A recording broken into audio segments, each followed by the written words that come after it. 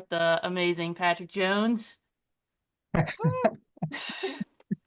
And the Amazing Virginians. Yes, and we're here to go over some art heroes.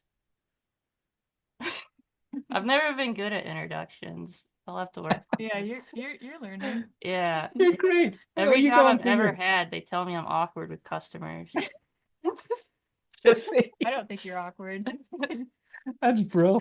All right. Let's come to the art agents. Now this is the new channel. So Rachel and Melanie, the Virginians, are going to give us their Virginian warm welcome. Howdy. Howdy. And it's a Cade Mila from me. Cade Mila. A little bit of depth there for you. And what we're going to do here, well, I'm going to start with looking at the stuff that inspired me to be an artist, and also some of the retro stuff that inspired me as I was an artist already. I'll take this one just as a for instance. This one by William Waterhouse is my favorite Victorian art. Sometimes, actually, most times, William Waterhouse is known as a pre-Raphaelite, which he wasn't. That was a brotherhood of three or four other artists. He wasn't involved in that at all. He was an older artist, and he came later. But he was so great, and his work was so romantic, and it was based on poetry. And so, a lot of people thought he was a pre-Raphaelite because they did the same thing, but he wasn't. Now, this artwork here, I didn't really see this till I was a professional artist, and I was in Manchester working in England in a studio, and the art museum around the corner had this painting in it, and it was incredible. So it had been there for 100 years, and for me to walk into that gallery and see it alone because it had been there for 100 years, so every Mancunian has seen it a million times, and I walk in and I go, "This is incredible!" And there's a big cushion. You know how it's like in those art galleries, big leather cushion in the middle when it's a prime piece of art, and you can sit and look at it. And I would sit and look at it, not every lunchtime, but a lot of lunchtimes. And I remember the guy used to see me come in and watch the guy that makes sure you don't touch the paintings. And I had a sandwich, and he says, "You can eat the sandwich. You're not supposed to." And I would sit there and eat the sandwich. And I felt that was like a private view of this amazing piece of art. And no reproduction can do it justice. The depth in this art. If I could get the person, they always say you can go back in time and do away with Hitler. I would go back in time and do away with the person that photographs these artworks and then tweaks them in Photoshop, because this artwork is so deep and it's been hyped up. Like they hype movies up with big, da, da, da, music and stuff. Let me see if I can actually open this and de-hype How it. big is this painting? It's really huge. But, the Victorians went massive. So when I say really huge, when you look at Frank Frazetta's work, most of it is 18 by 24. I mean, that's that size, right? So the posters you get from Frank Frazetta are sometimes bigger than the artworks were. Like that one behind me below the Anatomy of Style. I got one back Yeah, here. you got one back there? Yeah, I got That one I'm pointing Mothman on the at. wall. The Mothman, that could Yeah. be bigger. I think the Mothman was one of the bigger ones. But that one behind me there is actual size. So I've seen that in the museum when all the paintings were together. This one is more the size of my artworks, but a little bigger maybe. So this one, oh, what would it be? The size of that wall. Okay, so the whole wall itself, massive. So I'm just going to do a little bit of tweaking on it and see if I can get it to where I remember it being and why it's so awesome in real life. So they overdo the highlights. That's the first thing they do. They blow it up. And the depth of the darks in this was sensational. Problem is when they blow things up like that, they kill the midtones and you can never really get them back. You can never retrieve them. And let's see if I can, would it be that close to it? See these blues, they're wrong. Whoever's color adjusted this, look how strange it seems. These purpley blues, they're all wrong. That should be more of a blue thing. But that's closer to it there. And you should see it. Oh Like my the word. composition, like the eyes, like even the way the eyes are placed across the middle like that. Yeah, Like oh, that's like the incredible. smallest thing is those little eye shapes. Oh, they're beautiful. That's a good call, actually, Rachel, because I thought when I studied this, because I repainted this, That's the only study I ever did, and it was because my agent in Manchester, we were doing a charity thing where modern artists recreate old artists' work in their style. And so even though it is fantasy, I added more fantasy to it. In fact, I've got it. Let me get it. Let's go to outside of Patrick's cabinet of curiosities into another room. I'll be back in a second. Okay. Now, this is a great testament to oils and their longevity. So I painted this when I was younger than you guys by 10 years. Okay, so I painted this Oh, Whoa. the for glitter. that charity auction. See that? Yeah, yeah. And, and that's closer to the colors. So that was 20-year-old Patrick? That was 24-year-old Patrick right there. Oh, you put some ears on him and a spear. Yeah, he's got pixie ears. He's got more of that jewelry. He's got a spear. That's cool. He's got a tail. All that stuff. And I've cut a few of those characters on. So that's the only painting I ever recreated. It was for charity auction. Don't know why I've still got it. Did I not sell it? Oh, I think what it was that they did posters of it, something like that. Long time ago. The mists of time. But it was a joy because it gave me a chance to go back into the museum again and have another look at it. Wonderful stuff from William Waterhouse there. The problem is he used a lot of glazes. You can see the cracks there.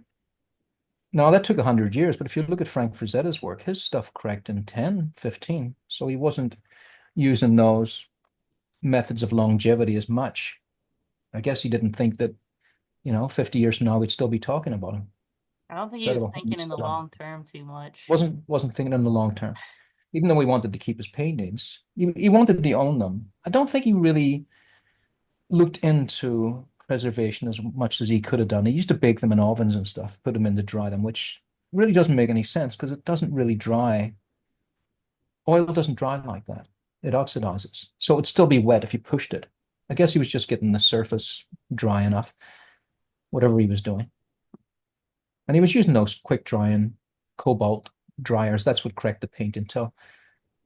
But this was the one we started the podcast with just before we were live. We were talking about this. And this is the most popular Waterhouse. And it has that depth as well that we don't see on the screen here. And it was timed by the museum. All the paintings were to see what was the most popular. And this was the most popular in the Tate Gallery. It's not my favorite Waterhouse, and it's not my favorite painting. But you can see why it's so brilliant when you go there, because it has all that depth. You can't recreate oils on a screen.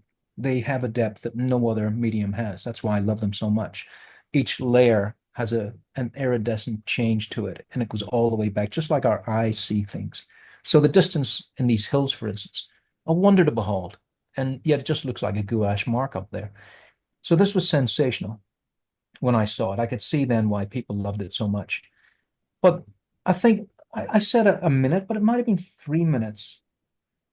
People don't look at art as long as you think. So they reckoned that this one, the average person looked at it either for a minute or 3 minutes. And I thought, well, that's astonishingly short time. But when you're looking at a painting, a minute is a long time. No one's talking to you. You're totally involved in it. Tick, tick, tick, tick. That's a long time. And most people look at art for less than a minute. It's really odd, isn't it? But when you see a gallery with 5,000 artworks in it, and you've got there 4 in the afternoon, you're pretty much speeding through that thing. But that was the most popular. I want to ask Rachel and Melanie, have you ever seen this painting before? No, I don't think I've ever seen any Waterhouse painting. Oh, right. I don't think What's so. your impression? What's your impression of that painting? Uh, well, I'm looking at the composition first, and I see she's like really, really light, and she's got a black belt on, and then those three candles in the front of the boat kind of bring it out from the background, so that adds some depth to it. So I've Yeah. noticed some stuff like that, and her expression is strange. I haven't like looked into Waterhouse much. I've seen this painting a bunch, but I don't really know a ton about him. You Yeah. probably know more. I haven't really seen any Waterhouse paintings either, but I could get why someone would look at this for a while, because that's Yeah. typically what I like it in pulled to in a The texture. galleries, like paintings that have the feeling of having a narrative, and there's a lot of Yeah. she's very emotional, and there's a lot that you can get from that. So I like the texture Yeah. and the depth. That's so Yeah, that was, stylish. I think that was his strength, is that he embraced a little bit of the Impressionists. Mm. And so the pre-Raphaelites were all about, this is why I didn't care for them too much, to be honest. And that's another theme of the show is as you grow as an artist, you start to see why the original critics that you disagreed with were kind of right because they knew more about art than you did when you were 24, for instance. And now I see what they meant. And with the pre-Raphaelites, their idea, at least they had an idea, was to draw everything, paint every little bit of minutia. And that hurts my brain to see every barley grain in a picture. It hurts my brain. And it shows me that they're basically just monkey see, monkey do. They're just copying every single thing they see. And that's more like modern art today. Not modern art, but how people think when they only first begin. They just copy everything they see and they make no judgment or design on it. And Waterhouse didn't do that. So if the background was in the background, it got less attention. And so he would do a little stroke for a stick. You can actually see even in the foreground here, all of these weeds are basically abstract marks. But when you look at them in real life, they're the most beautiful thing because you can see an artist's hand there. You can see it was painted. And it's gorgeous. And you see that with the pre-Raphaelites too, but it kind of looks like children did it because they're just drawing every single thing without any focus on one area. And it really does hurt me to look at now as an artist where I was amazed by it when I first saw it. So yeah, that's what I love about it. What's missing here is the softness of that hair when you see it in real life. I think this is a suicidal thing, so it's quite sensitive in its subject matter. You know, you can see that she's on chain in that boat, lost in love. She's the water, the she's the lady of the lake, I think. You know, the one you see in all the movies where she comes back up, that kind of The thing. lady in white. It's Yeah, always the she's the lady lady in in a white. white dress. She's awful. There's something spooky about that. And if you've ever been in a park at, say, sundown and there's no one else there, and then you see someone in a dress walking past, it kind of scares you a little bit, Yeah, doesn't Yeah, it? you kind gotta of get looks. out of there. Yeah, she's like a ghost. Yeah. It does. Well, we have nuns here that are silent nuns. They never speak. And I go out to a park sometimes and they're walking through the park. And you just see them and they're not wearing white, they're wearing gray. It's some kind of strange order that I don't know. They just drift past. It's actually quite spooky. They don't It's speak at good. all. That is Like, They creepy. don't speak. They never speak. I don't know what that I was going to say cult is, but I don't know yeah. what that is, but that's what they do. They Is it just just for like a sleep. certain amount of time or just like forever? I got I think questions. it's I would forever. ask these nuns questions and they wouldn't be able to Yeah, they answer wouldn't me. say anything. Yeah, what would they? I've never talked to them. They've always seemed to be. That's what's so spooky too. They always seem to be at a certain range. I never walk past them. I always see them on the landscape. So that's what that's Hmm. like too. It's like that spooky nun in the park. So that's the most popular painting in the Tate Gallery. It's not my favorite. So I'm going to go through some paintings and see which ones struck me. And I'll look through here. Obviously, that one's my favorite Victorian piece of art ever. And they must have done it for hype. They took it off the shelf recently. It's a shelf, like it's a store. They took that painting down because they said for a modern era, it was politically incorrect. So they took it off the wall. And I was outraged. The best painting they have in the Manchester Art Gallery, any gallery, was taken down. And I think they did it on purpose just to get hype. Because when they put it back up again, the place was packed out. So that's what they have to do now to get people in the art galleries. They have to cause a little bit of Instagram fury. And I so mean, when that's they why came up, the Mona Lisa is so popular is because it got stolen. And then that's when all the hype about that built up. And then Mhm. it's like the news cycle caught on to it. And then they're like, oh my God, Yeah, this crazy impressive painting that no one's ever heard of is now yeah, stolen at large.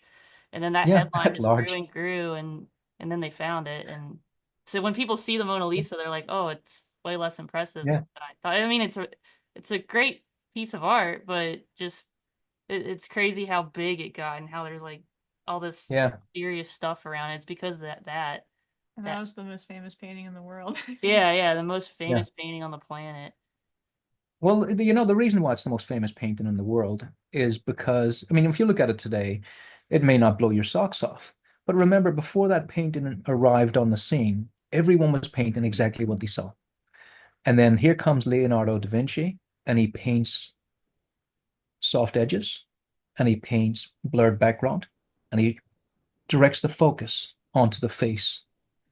So he was playing with edges, he was playing with paint, whereas before that, people just put marks down that were Is very he the stark. first one to be doing that? Like putting atmospheric perspective in his paintings I and th stuff? I can't find another example. Like if you Yeah. think about really old oil paints from that period, one will be in your mind, probably you've all seen, where there's a green woman in a green dress and she's pregnant with a white hat on, and there's a mirror in the background and there's a guy marrying her. That was probably the oldest oil painting that explored all the ideas that we can blend paint, but it was still very stark. Everything was in focus, whereas the Mona Lisa wasn't in focus. If anyone else can see anything else that wasn't that, that's why I believe it was so incredible. Yeah, yeah. I think like the reason like people were studying it and it was important to like students to learn from it is because he was doing all that. Like it was like if you were going to art school, you would know about the Mona Lisa, but the rest of the world didn't know about it until it got Yeah, stolen, and then it became that's like right. pop culture. Well, in a way, that scandal did create a big audience, and I bet you there was students in Manchester that hadn't even been to that gallery and seen that painting because galleries aren't that popular anymore because everyone's on their phones and looking at art there. Why would you go into a gallery? And then you go into the gallery and you go, why didn't I come here first? There's nothing like this. This is my favorite painting in the Tate Gallery here, The Fall of Wow. Icarus. So I'm going to bring that in. Who is this? This is Herbert Draper. I'm going to bring it's been reversed there, so I'm going to just show it in its original. Because I reverse paintings to see what's wrong with them. So I'm going to just I really dig flip those this back. wings. Oh, the wings. It was the wings that were the most incredible thing for me. So Herbert Draper learned a lot from that Da Vinci idea that a lesser artist would have taken those wings and painted every single thing, every edge perfectly. But see how he's just crisping a few edges? And there's hardly any sense at all of this kind of stuff until we get to the edges, the actual separation of the feathers. You know what a feather's like? You pull it apart like that, and you can see lots and lots of feather within the feather. That's why they're called feathers. Amazing, especially this cup where he cups in like an oyster shell here. A sensational piece of art. And yet he was not seen as a great painter. And I've talked about him before because it's a tragic end.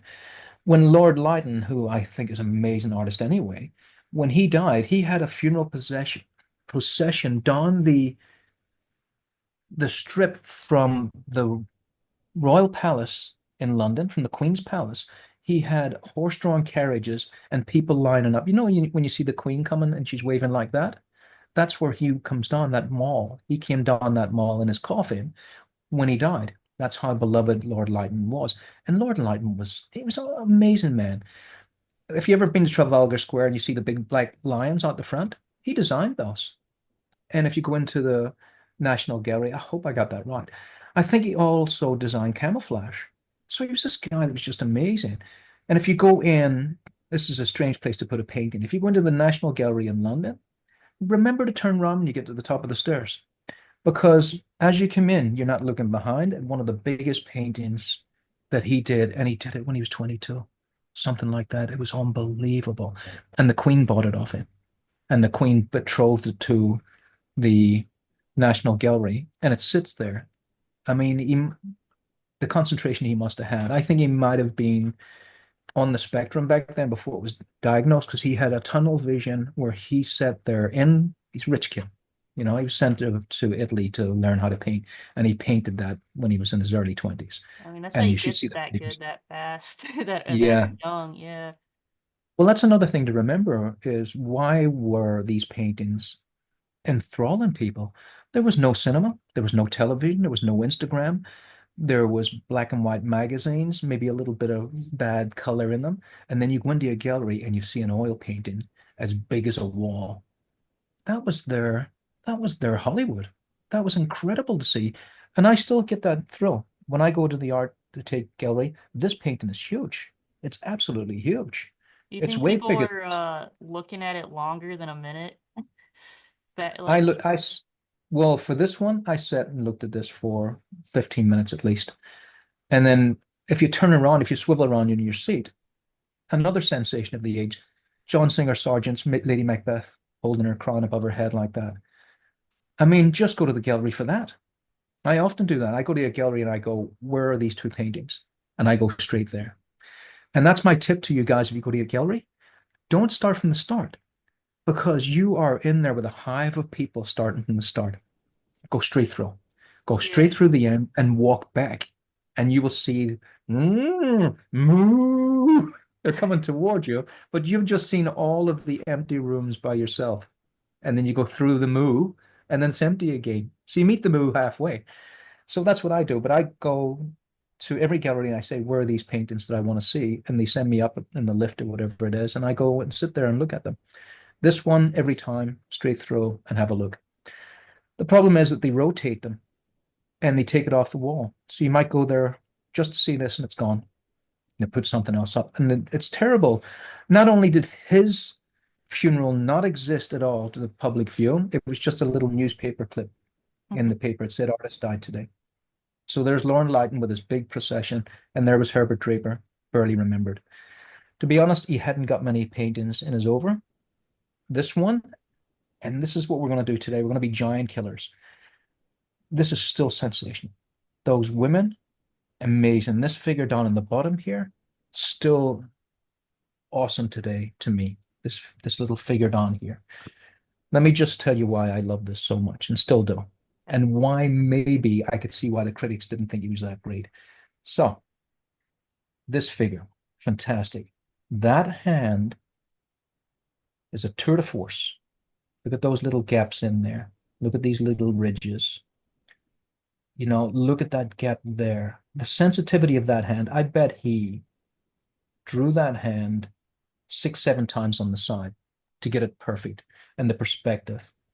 I remember somebody, there's always the peanut gallery saying, oh, the hand, it's halfway to the longest finger from the wrist. So they're thinking like this, and the knuckles are there, and that's halfway, and there's your middle finger, right? And that's correct from a hand that's just standing straight, right? That is, nothing foreshortens more than this point here, nothing. And so that foreshortening is very brave. But look how the little maverick goes in. See that?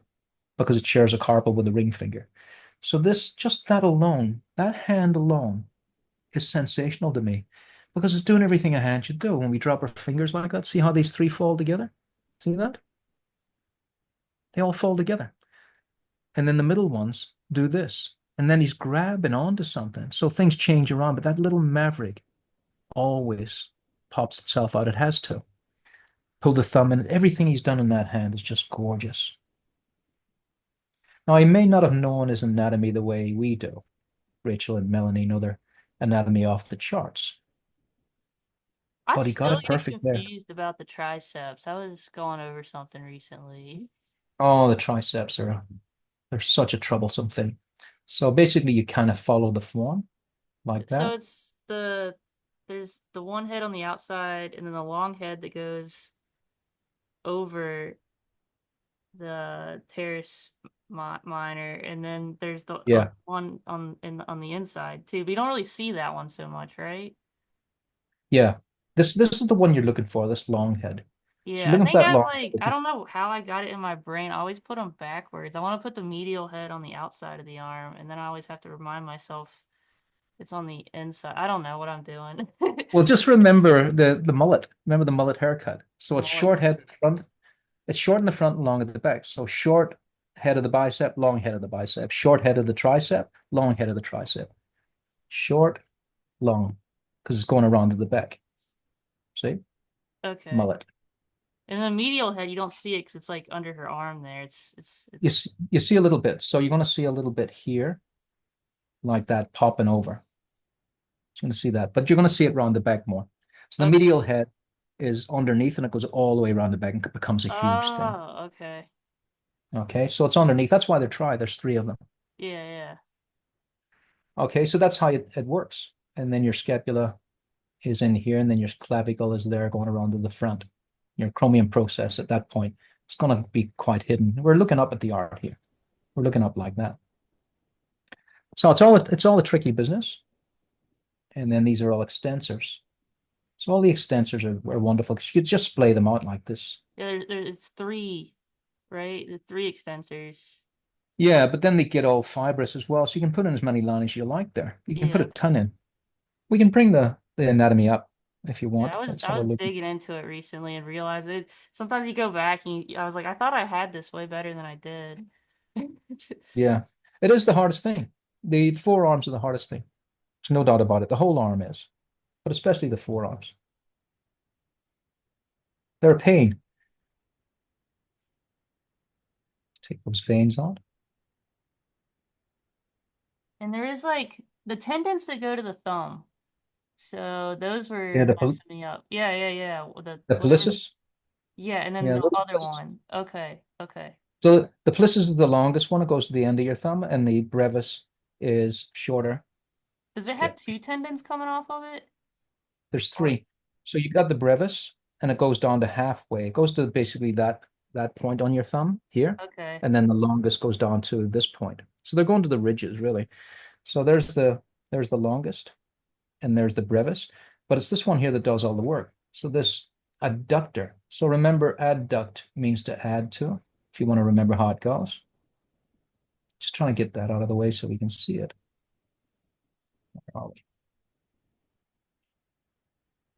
Just get it again. They're so close together, it's hard to grab them. Yeah, I think I always Adductor. like put those together and I just realized that there's like two different muscles right there. Yeah. Well, you don't need to know that there's three because you only see the two anyway. So if you Okay. get your thumb, you can see it. You can see there's the longest there. And there's the brevis, and I can put my finger in. See? Put my finger into it. So the longest is closer to the inside of your hand, like that. They're the work of the thumb. They're the flat muscles in your hand. They're the flatties. It's all to work this end of tongue in there. That's all called the thenar eminence. But yeah, that's how it all works. So you can see the, whoops, it's my pen. I was holding the pen at the same time. So you can see the medius Yeah, there. that It, it okay. pops off. Okay, I think I just So understood something you got there. it? Yeah. Yeah, it pops out as a little blob there. On these Yeah. anatomy models, they're not really the same as real life because I see that blob on the outside here, just the same as in the inside. So this is too thin for me. I see this resting all the time as a blob as well there. So there's your medius. It just creates a little line on the triceps at the back. You hardly see it, but you do see that line. You don't see that muscle, but you see that Yeah. line between. That's how you see it. Okay, so Yeah. you can see it. That's why it's a problem thing. So round you go, and that little. Once again, these anatomy models, I see that as a big basket. I never see it that thin. It's like a little basket. So I think of that as a hot air balloon. Kind of looks like one, doesn't it? Yeah. See that? So that's the king. It just wraps on top. So there you go. They're not separating these, but there it is. So short head of the bicep, this one. Long head of the bicep, this one. Even though that looks longer. Whoops. Those both connect to the scapula, just in different spots. No, Oh, the short head attaches to the actual humerus. Let me okay. just there. Okay. Oh, Look whoops. at this. We're learning. Oh, sorry, no, I'm thinking of the triceps. No, they both attach to the scapula. You're absolutely right, Haha. Rachel. Okay, there you go. They both attach to the scapula. On the triceps, only one of them does. The other one attaches to the humerus. Yeah, so that's the weird thing about the biceps. It's like a punching bag. Yeah. So it doesn't actually attach to the humerus at all. See, it just hangs there. And now I had my cousin Tommy couldn't make a muscle because he wasn't strong enough, and the bicep would fall over because it's Whoa. not attached to the humerus. So it's one of the muscles that did used to have a reputation attached to the humerus because the early anatomists didn't understand it. When they saw the cadaver, they thought it was attached because there was so much gnarliness in there. So in those old plates, you will see the bicep attached to the humerus and it doesn't attach. I learned that from Glenn Vilppu a long time ago and was astounded because I always saw those old plates and they said it was attached. Yeah, Who cares? yeah. Here we are, a couple of nerds, a trio of nerds. So the triceps, one's attached to the humerus and the other one doesn't. So the short head attaches to the humerus. Whoops, it's not what I meant to do. Here we go. And isolate. So this one attaches to the humerus, the short head, and then the long head attaches to the scapula. That's how it Okay. goes. Thanks for catching that. Because every once in a while you say something on are recorded, and you go, oh, damn, I do it all the time. I was calling the latissimus the trapezius, and I go, I gotta go and apologize. I gotta apologize Yeah. because you're teaching stuff and it needs to be right. You've just said something that's going to be perpetuated all the way down the road there. So there you go. That's what's happening with the triceps. Hardest part of the, oh, we were supposed to look at the extensors, weren't we? Let's have a look at the extensors and back again.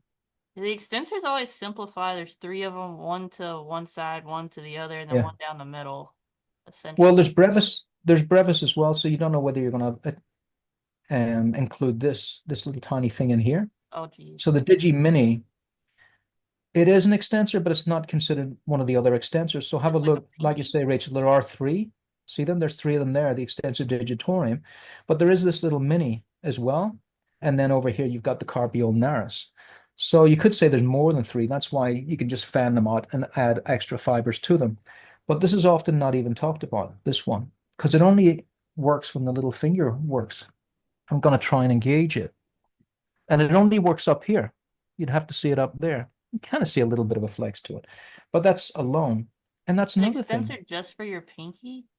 just for your pinky. You see, little specialist must have felt sorry for him because he only shared a carpal with the ring finger. He only had one carpal, you see. So give him a Digi Mini and everything's fine. So that's what's happening there.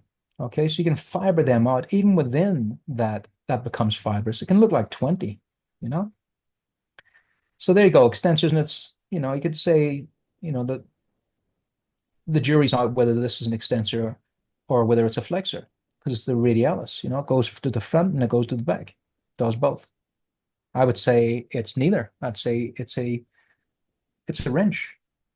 It's to pull that hand around like that. So that's a maverick as well, but it's the most important muscle. It's the one we And see. that's what's making the divot there on her elbow, right? That's that. Yeah, Those two.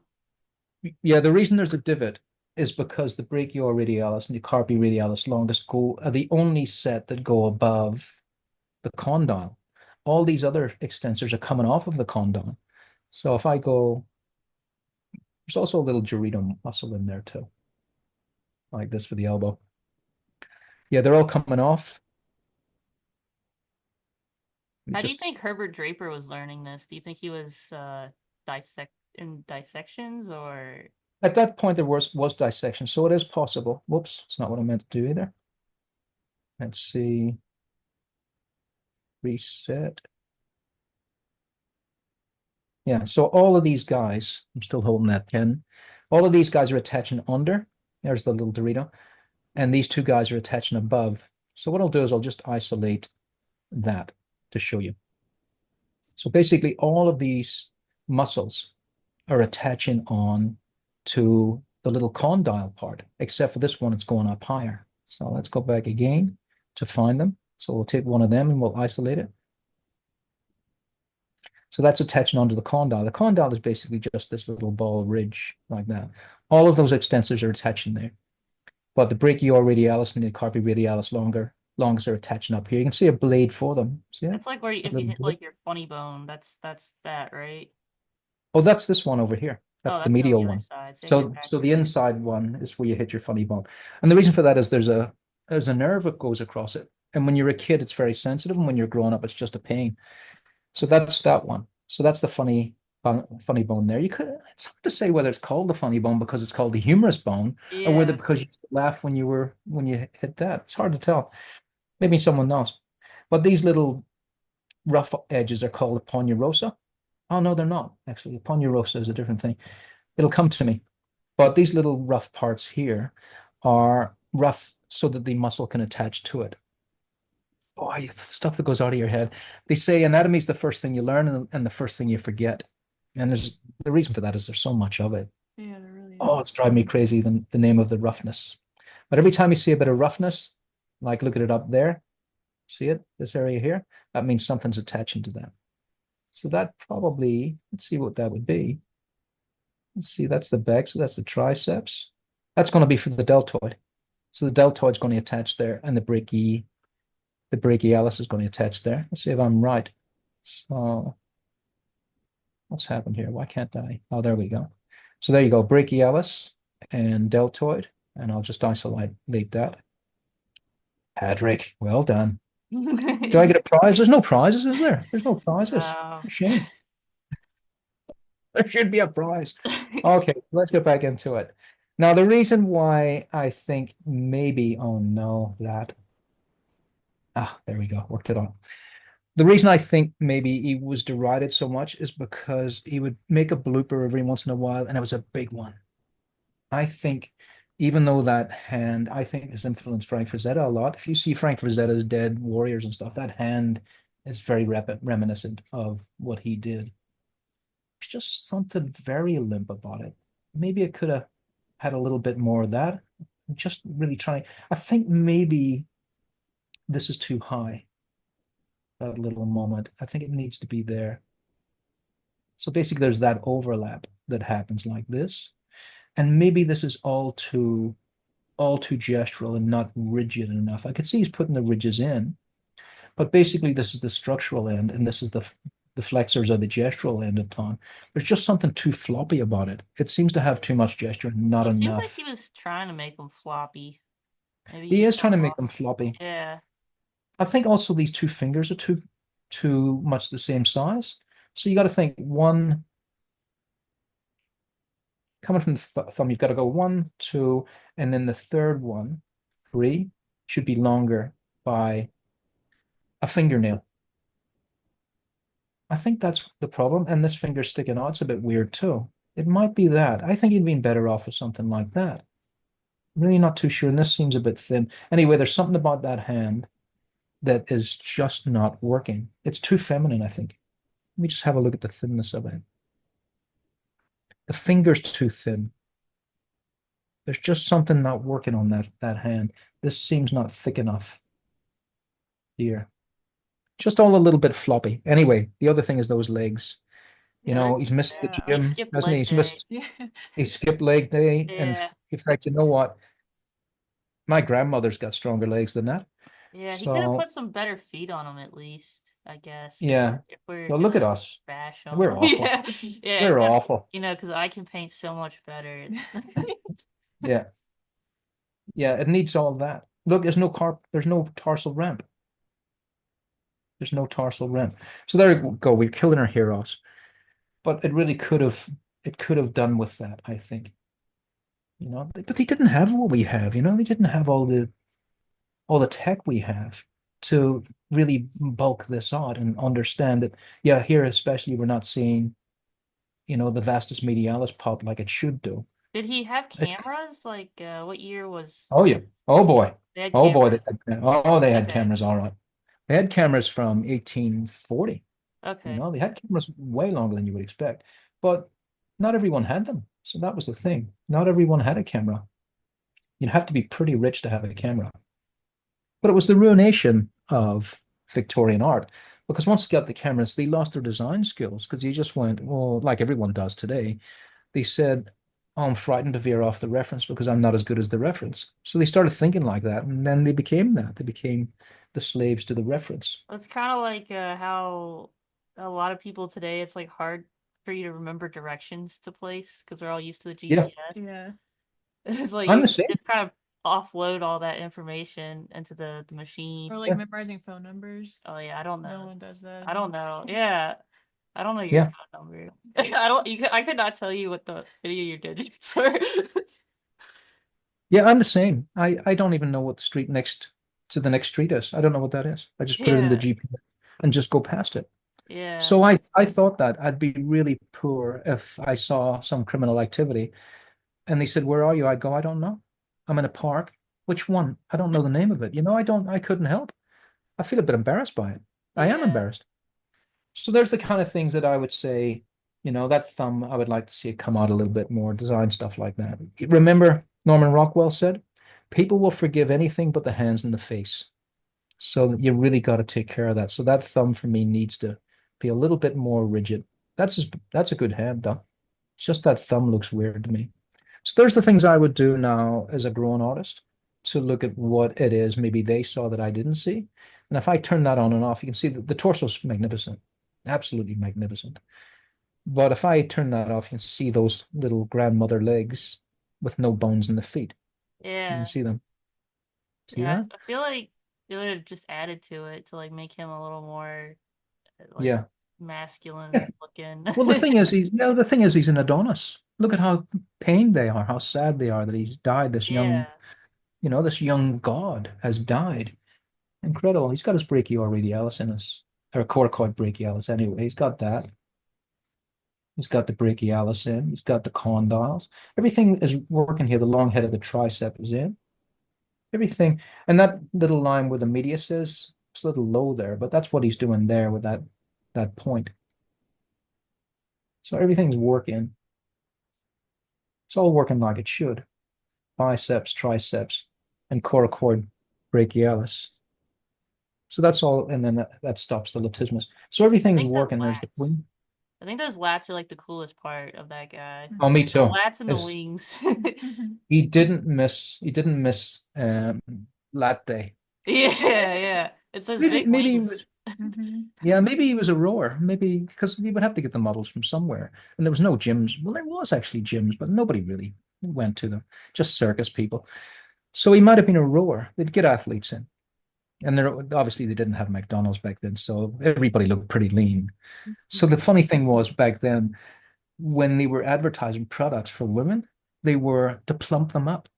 Yeah, Isn't that amazing? They sold food to make you bigger That's yeah, funny. because everyone yeah. was so skinny. There's psychology to Incredible. that. You don't Yeah, want like a scrawny lady if you're like poor. that's right. Everyone was scrawny. But I'll tell you, nothing beat the hell out of me but those wings and that frame. This frame here, the Yeah, way I he really framed like this the was just, wings. oh, I love it. Because it sounds like I'm really rubbish in it. I'm just looking at what the I critics like said the at the time. water in the background too, in the back, like the wall with the light coming Yeah, down on it. I think that is so amazing that he framed that darkness against that evening light that we've all. I mean, who doesn't love it? You go out and it's the end of the day and it's the golden hour, and you go, "This is a magnificent planet." And then you're in a little cove like this, and you can see the the warmth of the darks. Amazing. So this whole area here to me, I've studied a million times, and I've actually done homages to it. I've made a painting that's very similar to this, and studied those wings to death. So I think what he had a wing of some bird. It could have been a pigeon, I don't know, and then he extrapolated on it. That's what the Victorians did. They took one thing and they just kept on what they learned from one portion. They carried on continuing with that. But you might think we have more convenience with photos. What happens is the photograph flattens everything. So their inconvenience was what made their art was so great because they would have to go and get a pigeon and they would bring the pigeon into the studio and they could really see. They didn't have to zoom into a pixelated photo. They could really see. They get a magnifying glass out and see and lift those wings up. They really understood what they were painting. I heard that Donato had dead fish in his studio when Who he was did? painting his mirrors. Donato Giancola. Oh yeah, yeah, yeah. I didn't know how to say his name. I always Yeah, said Donato. Donato. I don't know. No, he's a great guy. Yeah, If you I ever really love broken, his paings with the robots. oh, I have his his paint. painting is a wallpaper on my iPad with one of the astronauts. I like his Yeah, astronaut paintings. his paintings of robots are amazing. Donato's brilliant. I've been to his studio, watched him paint. It's just so fearless. He just paints, he's brilliant. It's absolutely brilliant. But where would we be without the early ones, like Alan St. John here? This is Alan St. John's most famous painting, I think, of Tarzan. And it's been recreated many times. But the anatomy's not brilliant. I mean, he knows his anatomy, there's no doubt about it, but there's something very floppy about that. If I take that That wrist. and reverse it, let's reverse it and see what it looks like. We were If you just ever want talking to know about what's the wrong with forearms. It the looks so forearms are long. floppy, aren't they? Yeah. If you ever want to know what's wrong with your painting because you're too close to it, just get a mirror out or flop it like this, and it'll show you what's wrong all the time. So, I mean, it's still dynamic. He's sacrificing reality for dynamics. The forearm's very long, isn't it? And it's very boneless looking. That's the thing with it. But I guess the drama of that flow just triumphs everything. Still a fantastic piece of work. Even the grass is moving with the figures. Yeah, I I think mean, my really favorite part fantastic. is the black loincloth, and the black mane. Yeah, I think that's cool. it's a wonderful thing. So you might say, well, we got to learn our anatomy and stuff. Yes, indeed. But if you're wedded to it, and your painting becomes stiffer. I prefer this. I would prefer we have this. But I think a little tweak to get both would make this even more magnificent. And that's what Frank Frazetta did. Just a little bit more. But magnificent piece with there's no Frank Frazetta without Alan St. John, and there's no us without Frank Frazetta, that kind of thing. It goes on and on. This is another Draper, Oh, and I that think another great success. I think he was just brilliant at this. And I think he had a model that he used a lot, and it's this little model down here, and she's terrific. It's hard to get models back then because they were using prostitutes and stuff. And so, a prostitute would be quite toughened up by life. So to get a little squirrely woman like her would be a hard call. Body man, maybe a students, might have been a students. Back then, there wasn't you are your student, that would be fine. You wouldn't be in the newspapers for it. So it possibly could be that. It could be one of his students in there. And most likely his wife for this. I don't know. I have no idea the history of it. But she's marvelous. But look at what he learned from Da Vinci. Look at those warm edges. Look at the blur in here of that heat of the sun. Lesser artists would put darks in there. He's put golds, warms in.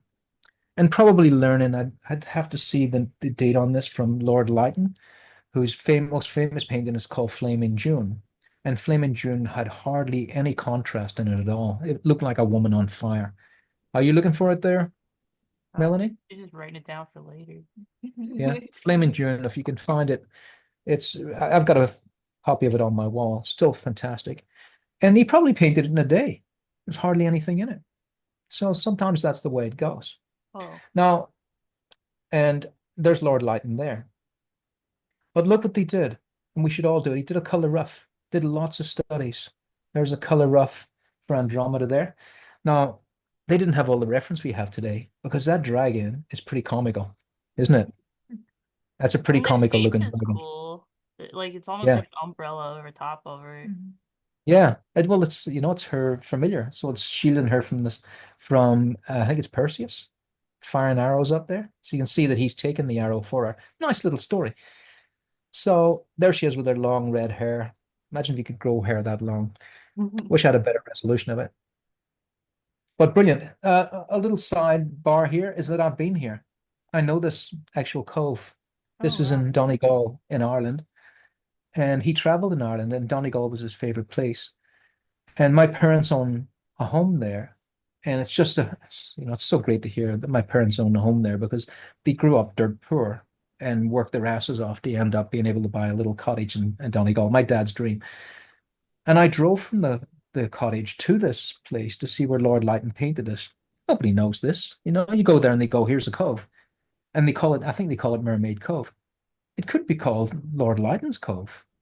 And it's gorgeous, to go down there. So scary. It's a scary place. In most places they cordon everything off because it's dangerous. Not in Ireland. You can walk along the top of this cliff here on the left, Wow. which is just out of view, and fall to your death through a big blowhole. Or just be walking there and the blowhole flies up because there's the ocean comes in and blows up through the hole in the rocks and you get drenched by it. Amazing place. Incredible. So now I understand that the Virginians have got some artwork that they would like to draw over as well. And so I'm gonna take a break and see what you guys have got. Okay, we can do that. Send the screen share over to me. Have I got to do something? How do we do this? I think you're in control. Oh wait, no, I gotta do it on here.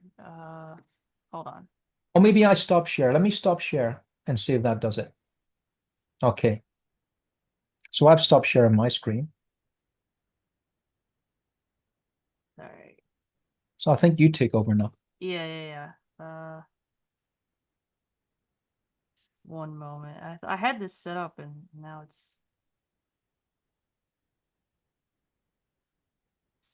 It's okay. You can this is looking how it looks on the I can see the YouTube. recording. All right. I'm not in charge anymore, so it's a real luxury. All right, I think it'll switch to mine. Aha! All right, see, there's that painting. Okay, and so, do you want to do yours first? You can go ahead.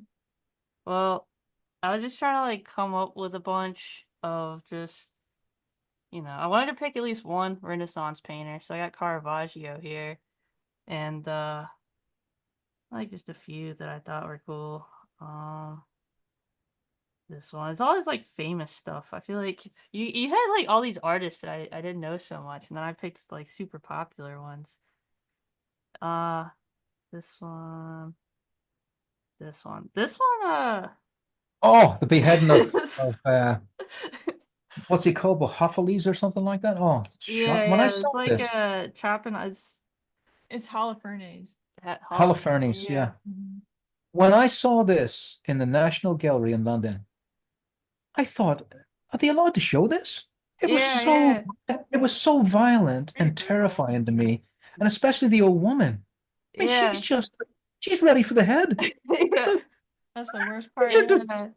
And one of the things I thought is kind of cool about Caravaggio is how he kind of took it up to that level of like I'm pretty sure this model was a prostitute. Oh, that was like part of the controversy as well. Wasn't he was prostitute mad. He was prostitute mad. He was a He pretty was, insane man. Yeah, yeah. yeah, I think by today's standards, he would be called in England, he'd be called a chav, which is just somebody out to try and cause trouble, Yeah, or a yeah. bro, or And a you just get thug, like or whatever you. bar fights and Yeah, real Yeah, renegade. he's the guy. He's the bar. He killed a man. He he killed a man killed a over a tennis. Oh man. my god. What do you Yeah, he think killed a man over a tennis match. over a tennis match? He reckoned he got the point, and the other guy says no, it was mine. And they fought on the tennis court, and Caravaggio beat him half to death with a tennis racket, Oh my and then says, right, tomorrow at dawn. And you weren't allowed. History in the movies is different from history in real life. You weren't allowed to walk around with a sword back then. It was against the law. It was a bit like you didn't have open carry. You weren't allowed to walk around with a sword back then, but him and his thuggish friends would go out at night with their swords on and get drunk. And so people go, they're bad swords. Look, they're walking around with weapons. And you weren't allowed to have a duel either. In the movies, it looks like, a slap with the glove and everything's fine. I slapped him with the glove. It's okay, judge. You weren't allowed to have a duel either. And he killed him in the duel. That's So in the duel, he ran him through with a sword. And then Caravaggio was on the run for the rest of his life. if And he he eventually wasn't got, like so good at painting, he would have been in prison, right? oh, they wanted to put him in prison. That's why he ran away. Did But he he paint was, anymore after that, or is that the end yeah, of he it? did. He painted loads Yeah. because just like anywhere in the world, people went, he should be in prison, but I'd love a painting by him. So he Yeah, went, yeah. he would paint in other places.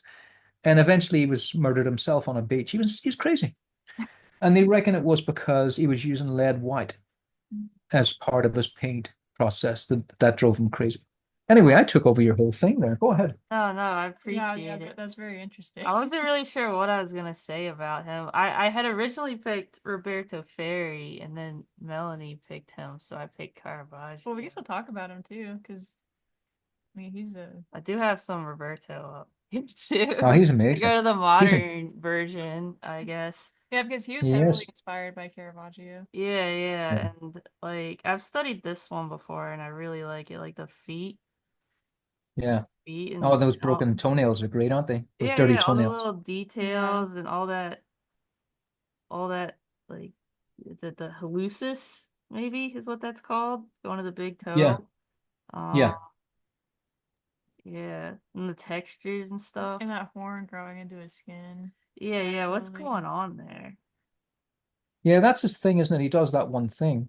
And I often wondered if it's a good move or not, because you could just go classical and everyone will like it. And then you do this and you've reduced your audience to a certain audience. Not everyone would buy that painting, but they would buy it if his foot wasn't a strange claw.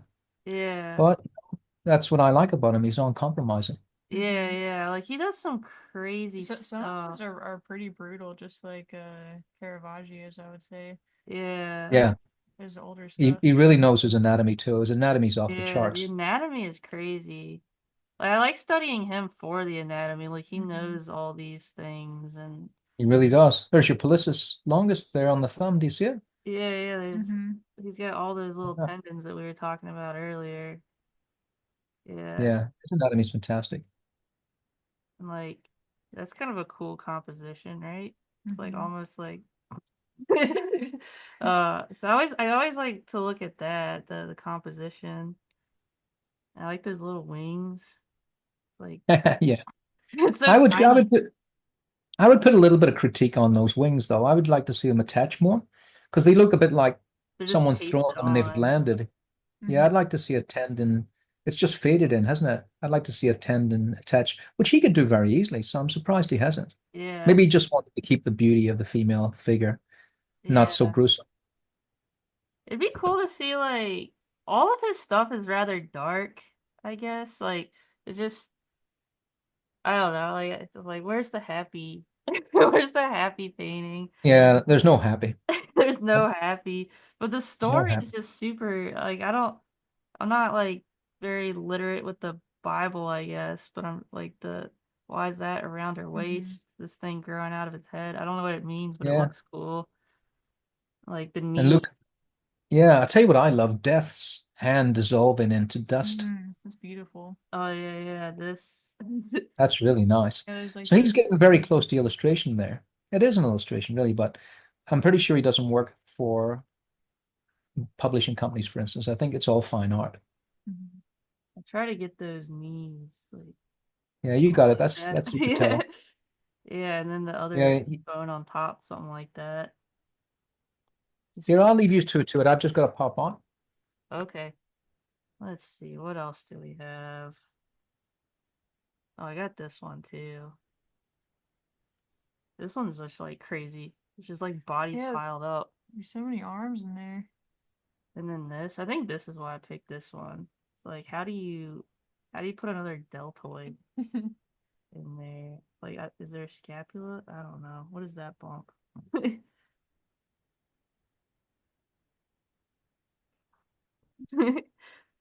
Wait, is that are we looking at like a supination or because that one's pronated. Oh wow. So that one is the opposite. So you think Yeah, because this is like the if inside this of the arm, hand yeah. was coming, the thumb would be on that side? Yeah. Yes, that's beautiful. Look, I'm gonna fix Roberto Ferri's drawing. The hand should be like that. It's a disgrace. It's gorgeous. Well, that's yeah. Something. And those flexors that we didn't talk about earlier, but kind of do a similar thing. Hmm. Look at that tricep. Look, he's got both heads. Like that. I feel like I learned something about the triceps today. So you could see that. Yeah, I didn't realize that it like came out on both sides like that. I The just medial head. I had a belief in my mind that the medial head just like popped out over here, and then I was like, wait, medial But means meaty, like middle, and it should be going towards inside the body. so is this part of the tricep? These I think parts? that's just part of the humerus. Oh, our anatomy guy left. All right, we'll report back. Yeah, so that would be like the the the Mhm. ulna. And then the I need a medial better pencil. condyle. This one's too messy. I don't know. Maybe that one's worse. I'll just stick to what I know. Messy pen, just make it smaller. So yeah, that's the head, and then this one's the medial epicondyle. Is that right? Sounds good to me. Okay, and then that's part of the humerus. So this is the tendon. Yeah, that's part of the tricep. Yeah, that's part of the tricep. And then this is the part, the medial head that pops out. Does that Is sound right? it? Well, Dude, we got a question for Patrick now. all right, we'll come back to that one. What is this? this this lump. All right, we'll come back to that one. Yeah, I mean, this painting is pretty happy, I would say. You think this is a happy one?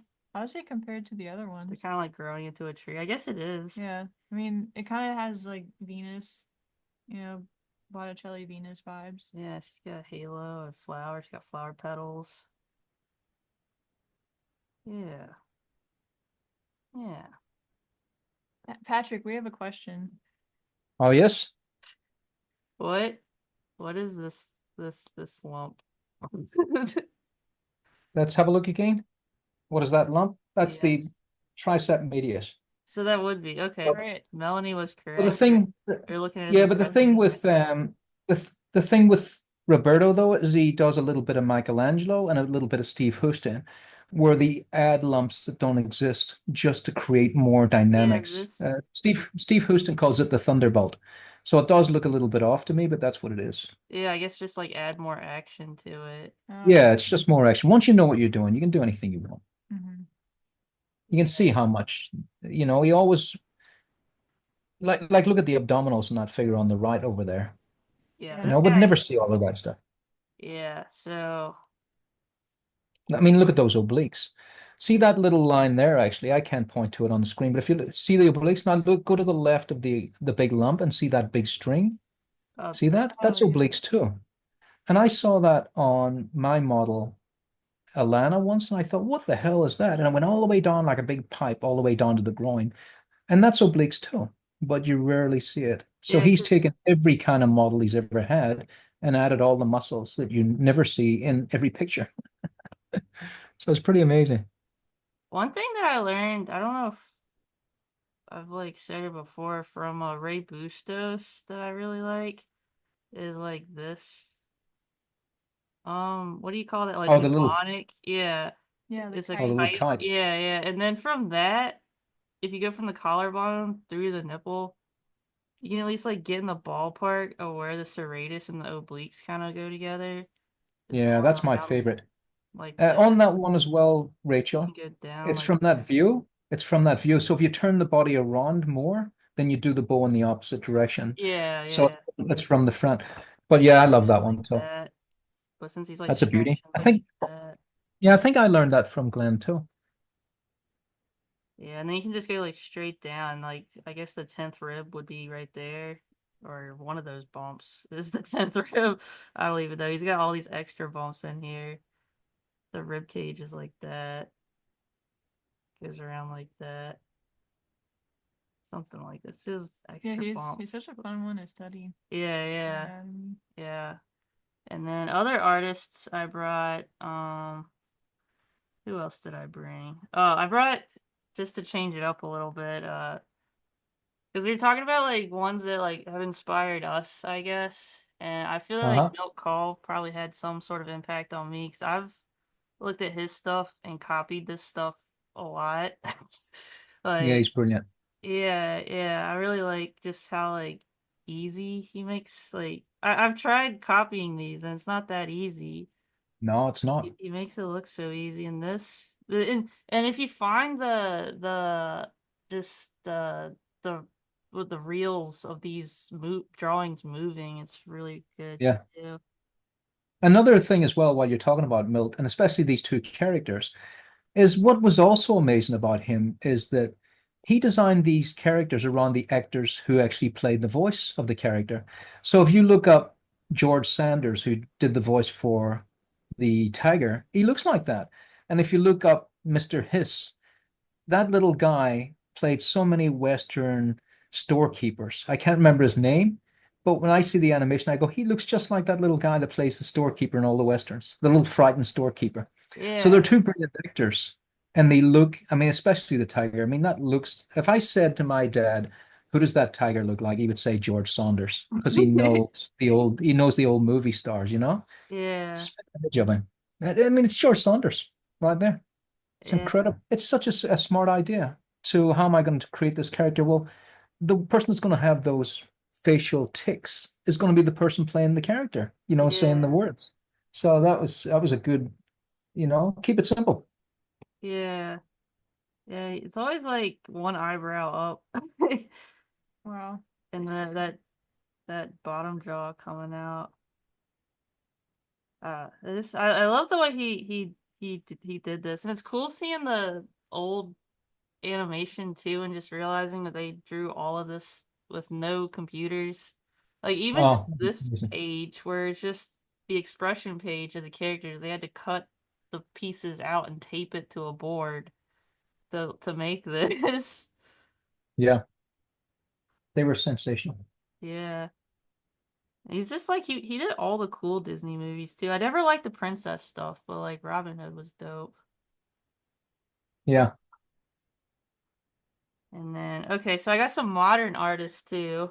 And this is one Oh, this is a fella that I think we oh yeah. could maybe reach out to. Have you heard of this fella? Yes, I have. Yeah, it's great. He's really sick. You were talking earlier about not rendering everything, Yeah, but I this think psycho, wow. I yeah, think he Dave does Raposa. Spider-Man, doesn't he? Doesn't he do the Black Spider-Man, the sort of Viper one? Yeah, he's done a bunch of just like this is from the I haven't played this game, but a lot of the Capcom stuff, a lot of it's from like Marvel or Capcom or like Disney characters or anime characters or something, like Samus, Nintendo. Yeah, I really love looking at his stuff, and I love how he the crazy composition. This is so nuts. Oh yeah. And Oh, how do how you long did even that take? start? How do you even do this? And I've watched him like do these videos where he'll just start doodling essentially and come out with like something crazy at the end. You're like, Oh, how? like streams of consciousness. Yeah, yeah. Like I don't know if I have any of those. Maybe this was one of them. 'Cause but yeah, I love this guy too, Dave Raposa. He's so cool, and it's been cool. I've been following him for like I don't know, 10 years. And it's been cool watching his like come up because he's self-taught and he just kind of got big from like drawing Teenage Mutant Ninja Turtles. And then I remember it was like the Wolverine movie. I don't know if I got that poster. Is the Logan movie. He made the movie poster for that. And so to go from someone who like started from a very small place to like your art is now above New York Times Square as a movie poster like that. It's been really Yeah, cool watching him. imagine. Yeah, it's incredible. Yeah. Do you want to go over yours?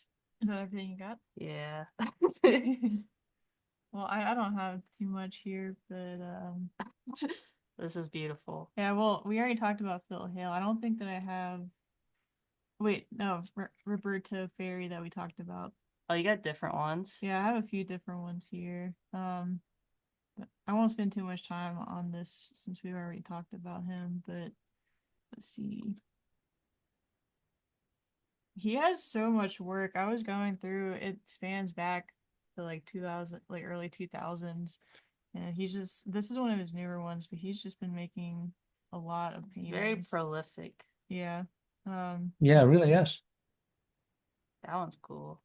Yeah, he definitely doesn't the wings that he makes and all of his elements that he adds have kind of a graphic quality because he's not really connecting them, but I kind of like that personally. Yeah, it's nice. He paints without an underpainting. He's paint straight under the sketch. Wow. That might be one of the reasons why he's so fast as well, which is very hard to do. I love the way he paints feet and joints and Mm-hmm. all the knobby stuff. The dog. I didn't even notice that dog. What's going on? It's deconstructed. There's a hand coming out of the dog. Like I wish I could speak Italian so I could like understand this stuff better. Yeah. Those hands are so gigantic compared to the head.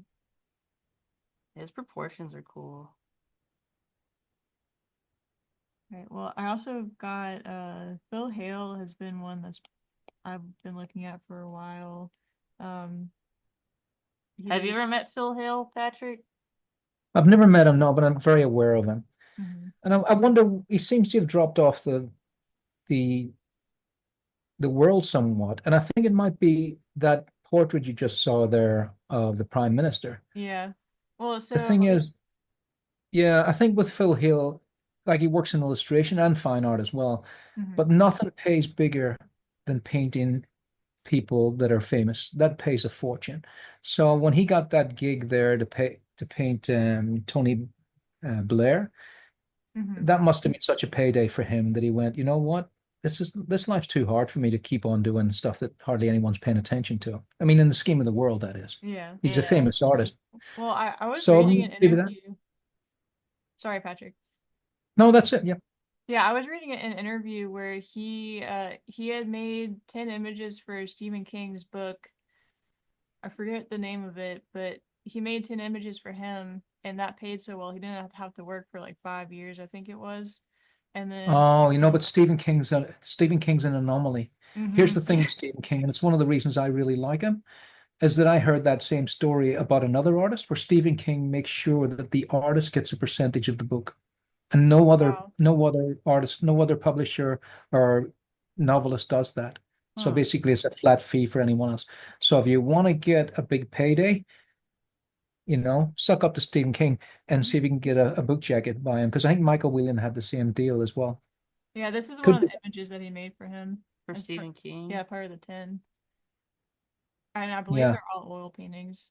But he's been doing more in the interview, he's been doing more fine art, and it's taken a big, direction shift from what he was doing with his like Johnny Bad Hair paintings.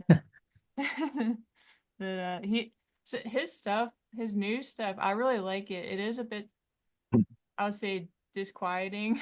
What this? No, Yeah. no, this is some older stuff. I don't have any of his newer stuff, but Oh. they're like they're a little bit more abstract. They're like Hmm. car crash scenes and Yeah, I know stuff them. like I love that. his art. I love his old art, actually. You often hear that, don't you? I like his early stuff. But I do. I like his early stuff. Yeah, I mean, that I Tony Blair, mhm, if I'd only seen his work and it was just that Tony Blair image, I would never have looked at his work again. mhm, Because, he's doing what he's paid for. He's just creating a portrait of someone. But I would never have thought I can see a competent artist there. I mean, it's amazing how he painted that shoe, but that to me is genius right there. And the other thing is journey person stuff. mhm. Yeah, he was I mean, pretty that heavily right there. inspired by Frank Frazetta. He called it vitality in Frank's work that he liked. Yeah. I love that. That figure coming out of nowhere. It's amazing. Yeah, very it kind of vibrates. I like it. And then Yeah, me too. uh, That's a good term for it, actually. It Got vibrates. Shipton's book back here somewhere. yeah, this is one of those that we were talking about, painting every detail. Oh yeah. Yeah, I but really Oh like yeah. it, Shishkin though. mhm. I got one of his art books somewhere back here. I like Who it. who did this? Who was this? Ivan Shishkin, he's a Russian painter. He paints a lot of Oh, I trees. don't know. I think he I was really thought that I know it's an old thing to say, but I thought it was a photograph. I thought you were going to bring out the painting based on it. Well, he has yeah, like stuff like this. there was one snow scene that it did look like a photograph. It's kind of insane. It wasn't that one that I was thinking of, but it is pretty crazy. I don't But understand that's a how he different. missed this. Is that the same artist that did this? Yes. Mhm. Oh, that I prefer that much better. Apart from the Yeah, chocolate box trees, I love the river because it yeah, looks like it looks like a paint. It looks like a painter did it. Mhm. yeah. He has like the trees are almost blue. Like they may have like you were talking about earlier tinted this a little bit. Mhm. But he's really good with the atmospheric perspective, and Mhm. I like the texture that he puts on the trees and the Yeah. colors. It's always like these warm colors, and this one's altered too. It's not that green. Yeah, I'm not so keen on that because it's the artist's hand is disappearing. Yeah, Mhm. yeah. Like this one, I have Yeah. that book, and it's like it's more red, and it's not that green. Yeah. It looks even greener on the screen. Yeah, this monitor is Yeah. old. Yeah, I was always warned by art directors. They said green is the hardest thing to reproduce. Don't use. Someone said to me, "Use don't use greens." I says they're my favorite color. He says we can't print them. Oh yeah, I you use says a I lot. yeah. So that's might be one of the reasons why I don't see greens in paintings very much, for illustrations. Well, that's Here I've got George Saunders. I found George Saunders when I went away, and I did a bit of research too because when you've said something and you're not sure and you might be wrong. It wasn't Lord Lytton that designed the lions in Trafalgar Square. It was Edwin Landseer. And Edwin Landseer also designed camouflage. So Edwin Landseer was an artist that painted one fabulous picture of a deer in Scotland, and I think you see it on whiskey bottles, and that's where I got confused. So that's me correcting Is it myself. the Jaeger, or no? That's a different. That's not whiskey.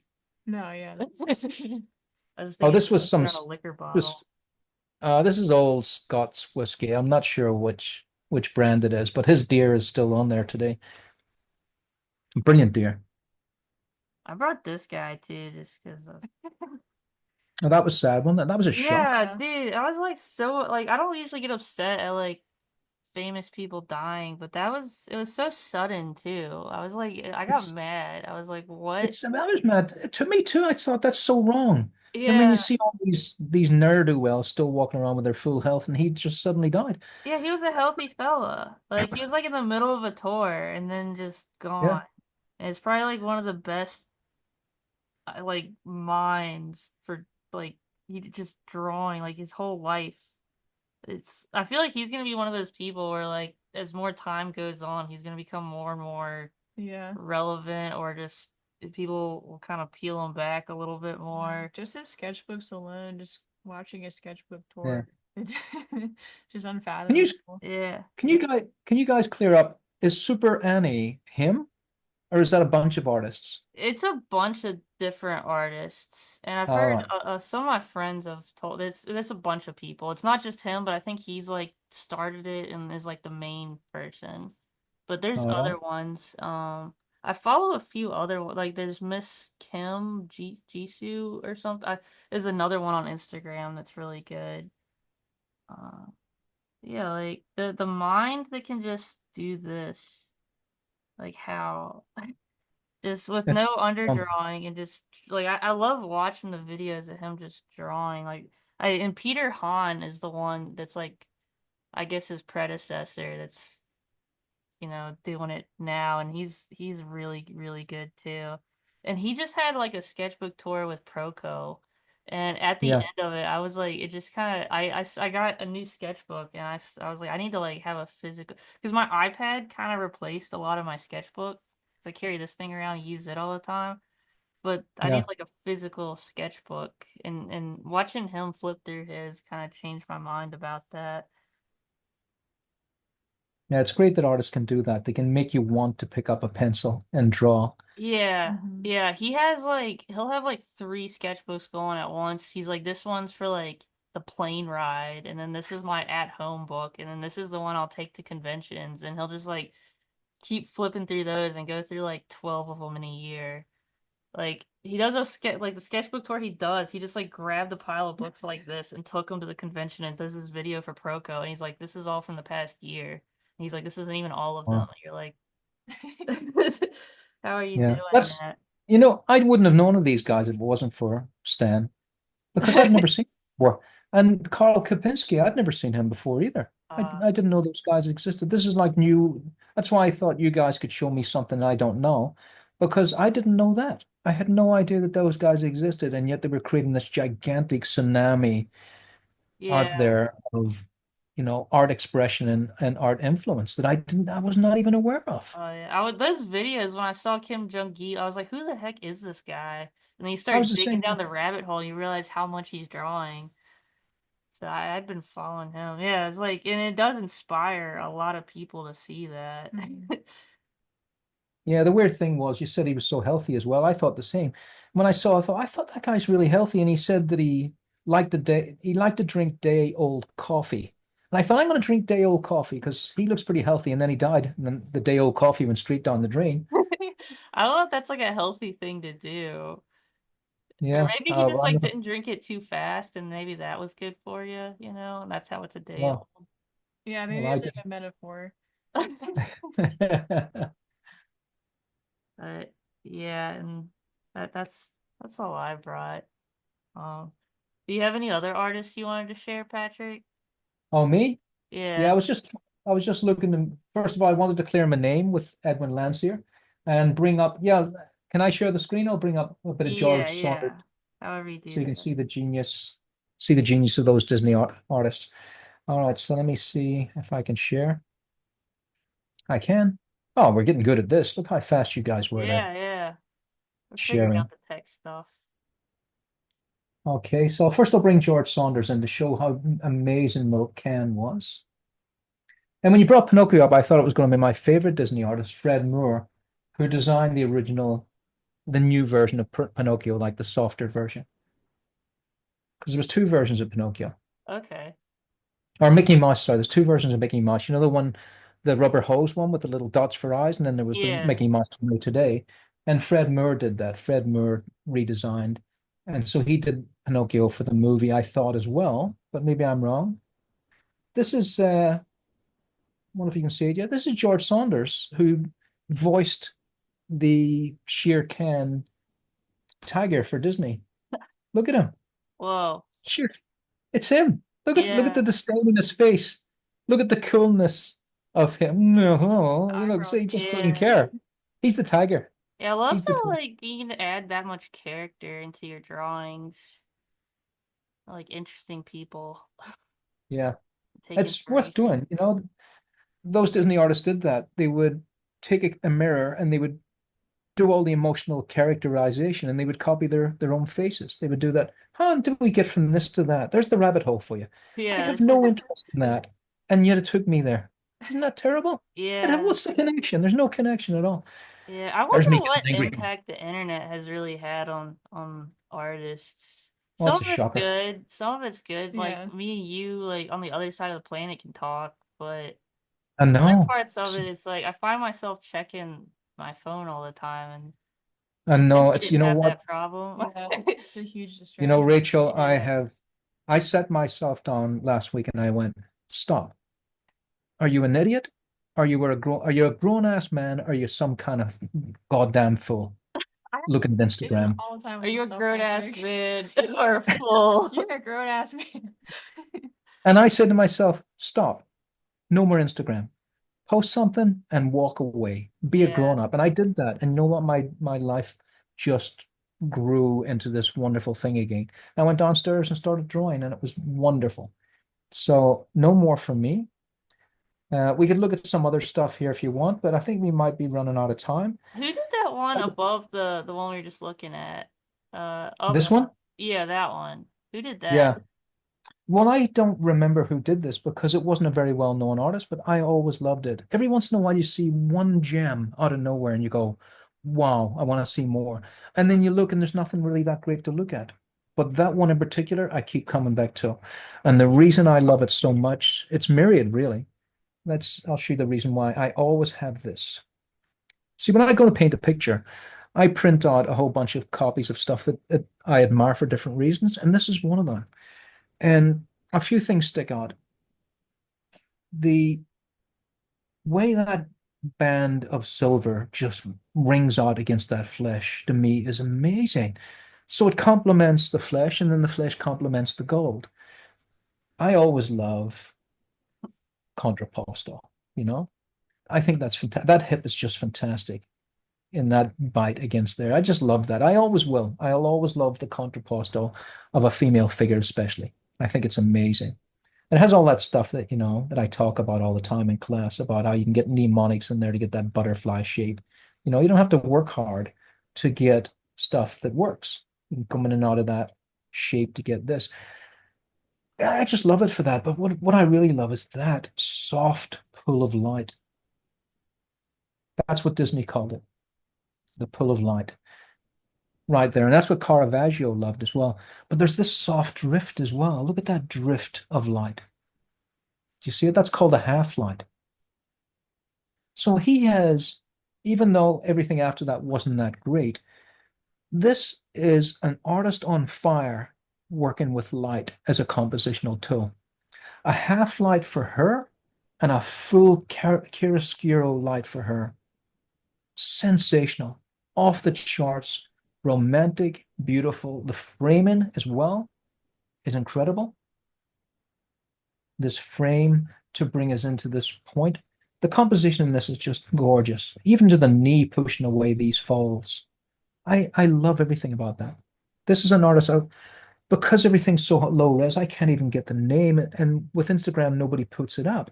There's a Let's way see you if can I just can. like search stuff on image search Yeah, on really. I've Google. heard that.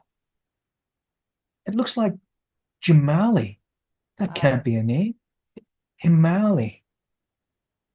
Anyone knows, that would be great. We can do research. If you've got a tool that can reverse find that, it would Oh, be Melanie's fantastic. doing it.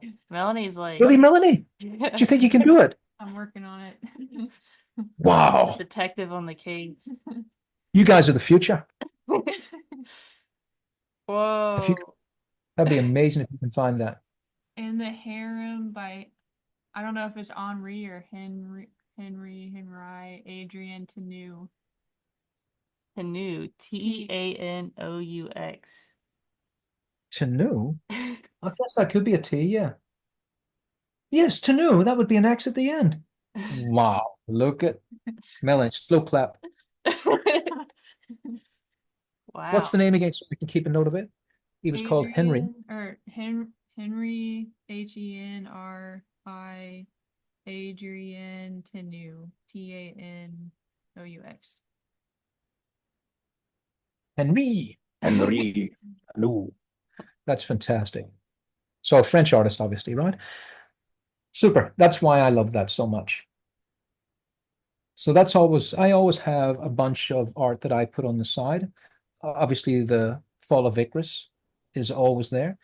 I absolutely adore this artist. Oh, Melanie, do that magic again. All right, hang Yeah. on. I think this artist is called Santorini or something like that, but I can't find out who it is. There's a delay. Give me a second. What is he holding? He's holding a scabbard, that's called. Oh, So okay. basically, it's something you put a sword into. So he's holding the sword on in the scabbard. But I think he's Santorini or Santuruna or something like that. And an absolutely brilliant artist that we were robbed of, who died when he was 35 or something like that. Oh, I no. mean, look at the skill. Ah, Do just, you I know what wish there got was a him? Is this sickness? who? Sorry, Richard. Did you know what happened to him? I'm not sure. I think he's a Spanish artist. Yeah, So, you know, could have been Gabriel poverty. Raya Morcillo, All right, so Morci. that's not who I'm thinking of. But I love that anyway. That's fantastic. Look at the influence of either one way or the other of Leyendecker. One way or the other. I would Oh say yeah. he's before Leyendecker. So that's not the artist I'm thinking of, but there's one similar. I recognize Abbott Thayer there. Yeah. And you know what? I often think, I wish with every city I go to that someone could tell me where to see to find art. If you're ever in New York, go up to the Upper East Side, go to the Illustrators Gallery, and just go upstairs. Don't ask permission. Just go on upstairs. I know I'll get flack for that. But you know, you're an illustrator. It's our building. It was made for us. Just go straight upstairs. If someone calls you, say you're just using the bathroom, and keep on going up to the bar, and you'll see this Norman Rockwell above the bar. Sensational. Unbelievable. Words can't describe how great that is until you're sitting looking at it. And I sat with Michael Whelan and looked at that, and we were both just in heaven. Amazing. Yeah, I like the kid blaring the horn at the top hat guy, and he's just That's just brilliant. That was before Norman Rockwell get all caught up in tracing photographs. Brilliant. Look at the shadow on that arm, even. And these people in the carriage all in shadow. And look, there's that half light again there with this little kid. Just a soft, see that there? The soft drift of an evening light. Oh, you see that in real life. It's huge. Takes up the whole bar at the back. There's Gustave Doré when he wasn't doing his etchings. And I'll tell you, there's something very weird about the perspective of those figures. Like all toppled in every direction there. Strange for him because he was brilliant at the perspective. I don't know what went on there. The interior here was apart. And there's, you know, did people use reference? Well, there you go. There's that most famous artist of all time. His name's have gone out of my head. Did all the design stuff. What was he called? Jeez, why is that gone? Did all the Coca-Cola stuff, That's not you know? Luca, is it? Muka, yeah. Oh. That's a Muka. I mean, it's directly, it's all, did they use photography? Well, have a look there. See if you can see any difference at all between those hands. Did they use photography? Did they trace it? yeah. I rest my case. But, you know, he was good enough to change that face around a little bit. But that is definitely a traced picture right there. And it's clumsy for that reason. I would have fixed that hand up. There you go. You know, we're all Recognize human. that one on the left there. Which one? This one? That one. I hear that art. I'm all embarrassed now. I hear that art is pretty good. That painting's I know who lost. did that one. Yeah, that painting's lost. If anyone finds it, please, there's a reward. Is lost? That painting, it's either lost or stolen. It was Oh, sent wow. by FedEx across to America and was never seen again. Oh That no. was the last. Yeah, that was the last we saw of that. Huh. But so yeah, if you're in New York, if you're in you guys are close to the Brandywine district. Get down to that Brandywine Museum sometime, you know, on a little road trip. You won't regret it. It's the most picturesque part of the world. It's done in, oh, where is Brandywine? You know, what's the Simpsons? Where do the Simpsons live? You know, when you it's do you not watch the Simpsons? The Simpsons live in Yeah. some, and it's the same town all over America. Oh, I wish I could remember. Anyway, the name of the town is the same as the one in the Simpsons, but it's not the Simpsons. Brandywine Museum, and you won't regret it. It is a beautiful place. Go there with a lunch and sit down by the river. Go and look at the pictures. You can see Norman Rockwell's in there as well. But you'll see these guys. They're sensational. NC Wyeth and the rest of the crew. Here's an Australian artist that I think is fantastic, Sean Tan, right there. If you don't know his work, go find it. Absolutely amazing. Sean Tan. Met Sean once, lovely fella.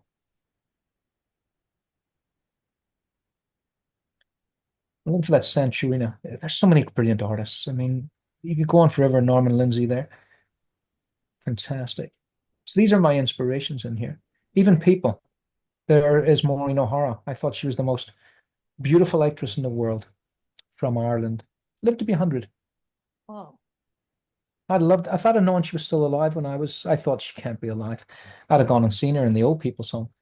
Because apparently she was the victim of elder abuse by the end, which is shocking. Mm. I'd have rescued her, taken her out on a chariot. Let's go. And the cheek, she was so feisty, you know. There's where I came from. There's my street. Look at that. That That's is where I so lived. nuts. That's my street. I think Yeah. that's my This little girls are sister. smiling. I mean, it's I just know. another day, right? It was just another day. There was always a car on fire at the bottom of our street. I'm certain I kept this picture because I'm certain that's my little sister right there. That's That's nuts. St. Gemma's. Yeah, that's St. Gemma's primary school top and skirt. And those little boots are so familiar to me. And I'm pretty sure from this direction, seeing that that's the gap in the street, that we live just a few doors up from where those kids are standing. There you go. Look where art can take you. It can take you out of that, Yeah, take it's you away very from that. inspirational. It's amazing, isn't it? Yeah. So yeah, that's me. You know, I'd have been that age there when this was all happening, right there. I Yeah. often look at these old photographs from photojournalists and see if I can see myself. Informers That's my, beware. I know. Come on, where's the apostrophe? That was my, Incorrect. that was my, yeah, my sisters went to this school. I used to walk along that wall every day. Pick your sock up, look at the poverty, and look at the happiness. You can't kill kids' enthusiasm. Used to go there. This is when the loyalists came Like, and set all as our a home. kid, did you like understand why they were fighting or Oh yeah, I understood it. This is when the loyalists came in and set all our houses on fire. So we were basically the Catholic majority or minority inside an enclave that had loyalist Protestant militants all around us. It was like villains on both sides. But you know, we were in fear of those guys because they were burning our houses down. There's the result of that. I used to play in those houses. That was one of my favorite childhood memories, is that we had now a big play place to go. I remember knocking holes through each one of those houses because they're all joined together and running through the hole. You could have died. You know, you knock a hole in the wall, the whole thing can come down. That was our fun. There you go. that was a How did it jungle come to gym. this? It was a I jungle think gym, yeah. I love learning about it. That's the Yeah. cool thing too, like getting so like, having your career and getting so well known and so good, you can kind of share some of that and teach people. Like I Mhm. would, Yeah, I had no idea that that had happened before I met you. yeah. Oh, really? Mhm. Yeah, it was an amazing You time. hear about it, you just didn't know it Yeah. was like that. Yeah. Yeah. Well, what's fantastic though is that with art, it's a passport to anywhere, an absolute passport to anywhere. We're going to have Jeff Watts on in a few weeks' time, and we'll talk about his journey as well. It's you think when Aw. you see famous people, it was all roses and chocolates, and then you realize that everyone has their trials. No matter even if you're wealthy, if you're very very rich, you can have a Yeah. really miserable life as well. Look how many miserable billionaires there are. But I think there's with a art, Marcus Aurelius quote about like even a king can be happy in a palace. Like it's like hard to be happy. Like it doesn't matter where you're at. You can always be yeah. miserable. It depends. It depends what you're chasing. If you're chasing money, you're always going to be miserable because you'll always want more. But if you really just enjoy the process of art, I think that's my longevity. If you enjoy the process of art, not the end result and the paycheck, you'll always be happy. I'm happy every time I make a line. And look how happy I am there at how old was I there? That's you? 20. That's me, 25, 30, coming up, something like that. Your age, coming up to your age right That's there crazy. where I went to Manchester. And remember now, I'm in Manchester here, while all that stuff that you just saw was still going on. So I'm in Manchester, and I could be painted as a villain. They'd say just those Irish are crazy. I wasn't crazy. It's just an ordinary person in an extraordinary situation. But when people make complex simple, they just go, "He's Irish. He's a nutcase. He's Yeah. Irish. He sets houses on fire." I never did. So when I Yeah. was there as an artist, I was able to not go there like my friends would have gone there and been in fear of their lives. I remember being in a bar once in London and people heard our accents. And my friend Sean was chatting this girl up at the bar.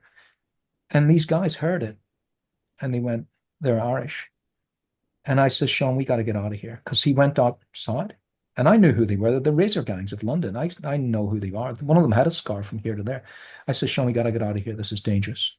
And I went into the because I followed one into the bathroom because they didn't know I was with him. And I followed him into the bathroom and I heard him say, "We're going to kill those Irish." And I said, "Sean, we got to get out of here." He's going, "Hey, wait, I've got this girl going on." I said, "Sean, you're going to die." And I had to drag him out by the Yeah. throat. And we ran down Piccadilly Circus all the way down to Leicester Square, chased by this razor gang. And we were running our hearts out. I mean, we were boof, boof. No one you Yeah. really know your inferior life. That was being Ireland in London. You couldn't even leave the place of danger without getting into a new pot of boiling hot water. But once I found artists, whole different world. I thought, are they going to accept me? Come on in. Come on in. Isn't They're it all terrible what's weird. going on? Yeah. And they go, isn't it? And they're empathetic too. They say, isn't it awful what's happening in Ireland? I'm so sorry that's going on. So they were the total opposite. They just went, here's a human being. I can see that your plight was awful. So that was it. There's Gary Bullock there. He's a wonderful guy, you know. Just find once this is what this is about. Find your tribe. Look at that. There I am. There's my agent. There's, all the British people that could have said, oh, an Irish person, watch him, he's dangerous, all having lunch, laughing their heads off every day. What a mess. I can't remember that studio being so messy. We all had our little part. This is Graham Berry. He was an amazing artist. He taught us so much. He was the elder of the studio, young guy by comparison now looking back. But he had the biggest table, see, because he's, the senior. I want a And that was table my like little, that. yeah, it's huge, isn't it? And I was in this table here. That was my little nook there. And we all had our little spot. But I'll tell you what, boy, did I learn a lot in there. And that's what we're doing here. Because when I left that studio and the studio system broke up and everyone started working from home, I went, what are people doing now? How are they possibly learning from the best if the best is a distant thing now, if you're not in the same space? And that's what this is. And that's why I love you guys coming along and sharing your experience, sharing what your art is and why you like it. And seeing that you guys have become teachers now is wonderful because it spreads that studio system back out in the world, reaching even more people. There was only 6 of us in there, but the strength of 6 compared to one, astonishing. I taught Gary, Gary taught me. Even I could teach Graham, even though he was the senior. And he taught me you don't have to put too much detail in. I was all airbrush and he was all watercolor. I went, you can still make money from watercolor? Because that's what we were in there to survive. and we did some, thank you to Jenny, we did really well. Once you were in the studio, that was it. Your competition before you went in the studio was 1 million people. Your competition when you got an agent was all the other agencies. And when you were in the agency itself, your competition was the people in the room. And they weren't really competition because we all helped each other out. Astonishing. All that from that little street set on fire due to a pencil and a piece of paper. Yeah. Incredible. Amazing stuff. Okay, so I think we could do another 5 of these. I could talk forever on what we haven't even looked at there. But I guess we better wrap it up unless I there's love any listening to questions. it. Yeah. Yeah, Do you want to go for another few minutes or do you want to wrap it up now? We can go ahead and wrap it up. Yeah. It's up Yeah, to you. You guys are in charge. I'm You're in the art charge. agents. Yeah. I don't know. I got a book full of notes from this episode. That was very have a lot to digest. Yeah, this has been so much help, like for me. Like I'm just, I hope to be able to share my own thing one day and Well, be, let's do it. yeah, like, Let's do that. yeah, trying to be the biggest artist to ever come out of Hiwassee, Virginia. So Hawassi, that's such a brilliant name, Hawassi. I've never yeah, it's heard of all, Hawassi, Virginia. yeah, yeah, it's crazy. It's like my dad worked in a pigment mine and my mom was a nurse, and I feel like there's something cool there. And it's Yeah, like you had a cool to hard, like hard be able to life. look back at that and be like, yeah, Yeah. like I did that. Well, I often think, I hesitate to show my life as if it was hard because your life was really hard, Rachel. And I don't really know Melanie's story. I'd like to hear it, but you never know. They say before you judge someone, try walking in their shoes for a while and see what you're really, prejudging there. So everyone has a tough life. We're all just within our own little shell, and you just don't know. But the great thing is that art is there for us to all, you know, come out of that poverty, come out of the solitude, whatever it is. When you find other artists, it's a good place to be. That's where we want to be. Artists are good people.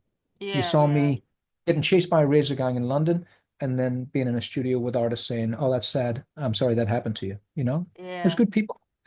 And the artists All I right. like kind of look at it as a gift and they're very grateful for what they're able to do. Oh, is it a gift? Oh Yeah. my God, is it a gift? Imagine if I didn't have that. I Yeah. mean, I don't have to imagine. I go home every once and I can see once in a while and I can see all the other guys. And the thing is that like you guys are friends with each other. So you've met similar you've met people of your kin. You've gone, oh, I like this person, I like this person. And part of that is this person's a little bit like me, usually. And my friends are, you find your friends and they're like me, but they weren't artists. And so they did okay. And I remember I remember I was home, we got jib for it. And my friend Dan was a very good looking guy. And he said he was sitting there with his wife, and we were talking about how we all met. He says, "Well, we were the handsomes, you know?" And that got out. And I went, "Why did you say that, Dan? Everyone thinks we're a bunch of dandies, and they're going to go, oh, they're very vain and everything." But maybe a bit of it was, oh, I think I'm a bit handsome. He's a bit handsome. I'll be Yeah. his handsome friend, and we can be handsome together. It might have been that, but whatever it is, you kind of find people that are similar to you but they're doing okay. They were we had the same mindset as people, but go outside of that boundary, and boy, did the other kids have an awful life. They had a terrible life because they didn't have the outlet of art. They didn't have what we had, that what we had was eternal optimism.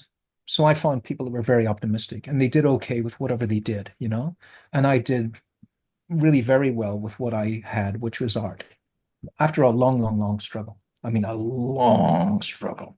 I'd say my strength wasn't so much the art, but the determination without it even being something that had to be pushed because there was nothing stopping it. It was a train. The inside me, there's a determination to do nothing else but art and just keep on doing that. I mean, what else would I do? Yeah. I remember someone says, "Well, what else would you do?" Like Steve Linnell, you didn't see in the studio there. He said to me, I'm in the worst of times, he says, I might do something else because he had a degree and another degree. He was the smartest guy I ever met. He had loads of qualifications. He says, I think I might do something else. This is getting too tough. I says, what else would you do? He said, oh, work in a bank for a while or something. I said, Steve, you would die. Yeah, it would be horrible for you. It's not to put detriment on anyone that works in the bank, but for my soul, it would be, I'm not drawing today, and I'm not drawing for the rest of my life. It would kill me, even though it's a nice job. And he says, well, you don't know unless you do it, do you? And I never even thought like that. I thought, I know, I know it would kill me. I did have jobs in pubs that I loved, but I knew that they were finite. I wasn't going to Yeah. stay there. So I Yeah. enjoyed them. I went, this is fun for a while. And I was in the Navy, and that was marvelous. When I left the Navy, people said, you're a mug. What are you going to do now? I go, well, what I was always going to do. The Navy was just a diversion. It was a nice one. It was just a diversion. And they Yeah. called me a waster and a loser. They said, you're you hear that from artists Bum. about this all the time. A bum. Yeah. You just want to be a bum. Yeah. That's what we get, isn't it? It's bows and it's arrows and stones for us Yeah. because of what we do is so unusual. But keep on doing it. I mean, even if you don't become an artist, how wonderful it is to sit and draw on a Sunday afternoon. Yeah. Isn't it great? Greatest Yeah. thing. All right, so we'll wrap it up. And you. this is the New Art Agents channel, and it resides now on the Virginians platform, and we're going to migrate over to this point. So please bookmark. It's below the screen. Is that right, Rachel, Melanie? Where you can subscribe. It is there. Oh, I'm Yes. subscribed. There you go. I'm one of the subscribers. So subscribe below, and we'll keep putting out notifications when this comes along. The whole idea is what we just talked about, is to know you're not alone, and there's ways out of whatever you're in to become whatever you want to be, which is the artists. So we're here to help. We are here to help with our stories. I'm looking forward to Rachel and Melanie's story whenever that comes up. We got Jeff Watts next. Maybe it'll be after that. We'll see. You guys talk among each other and see what you're going to do. It might be your joint stories. The story of Rachel and Melanie. All right. So it's a slauncher from me and from the Virginians. See y'all next time. Thank You you. all. Thanks for tuning in, guys. All right. I will leave it with you guys to end the podcast.